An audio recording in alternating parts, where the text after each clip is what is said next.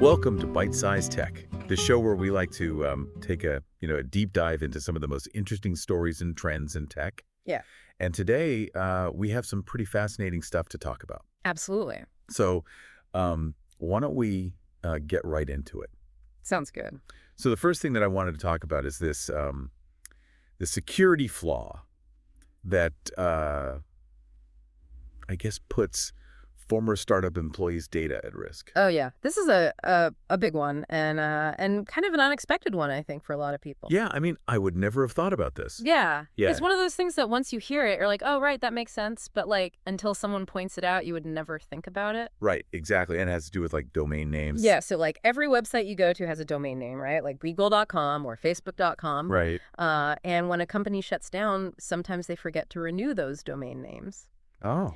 And so what can happen is a hacker can come in and buy that domain name, and then they can use that to access cloud software that uses the sign in with Google feature. Oh, so like when I go to a website and I just click the little Google button to log in. Exactly. Yeah.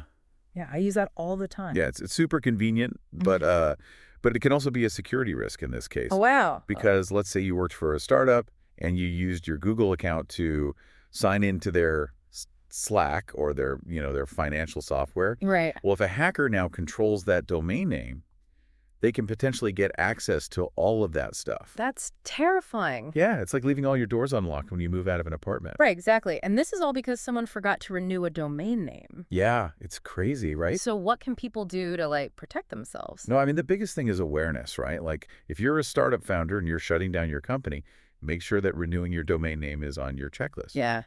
But also, for everyone else, it's a good reminder to use strong passwords and two-factor authentication on all your accounts. Right, because that can help protect you, even if a hacker does get a hold of an expired domain name. Okay, so like good digital hygiene, basically. Exactly, yeah.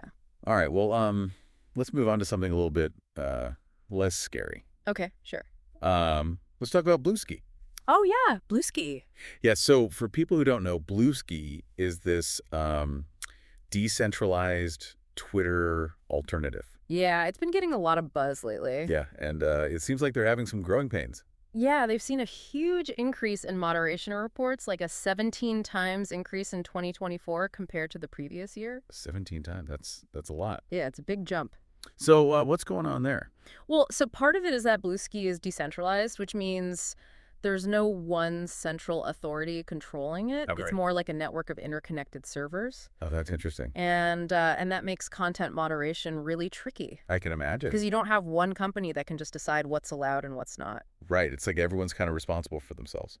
Exactly, yeah. Yeah. And then on top of that, Bluesky has grown really quickly since it opened up to the public. So it's like a party that suddenly got way bigger than anyone expected. Yeah, pretty much. And they're trying to figure out how to like manage the crowd. Exactly.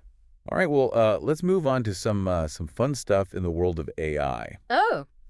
So Perplexity AI, which is this really cool AI-powered search engine, has been making some moves lately. They have. They recently acquired Read.cv. Read.cv. Yeah, it's a professional networking site, kind of like LinkedIn. Oh, interesting. So why would a search engine acquire a LinkedIn competitor? Well, it seems like they're interested in using social data to make their search results even better. So like if I'm searching for something on Perplexity, it would take into account like my professional network and stuff. Yeah, exactly. So you might get results that are more tailored to your specific industry or your connections expertise. Oh, that's pretty neat. Yeah, it's a really interesting development. And speaking of interesting developments, Perplexity has also added a new gaming feature.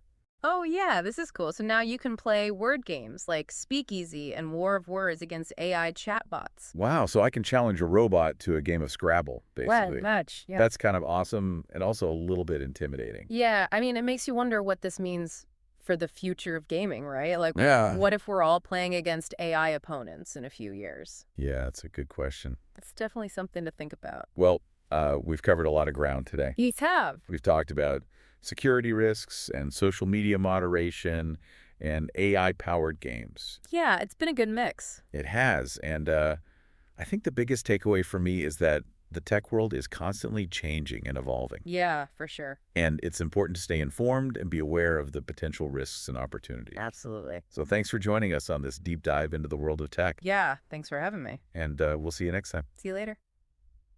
Thanks for tuning in to Byte-Sized Tech. If you enjoyed the episode, like, comment, share, and subscribe for more fun tech discussions.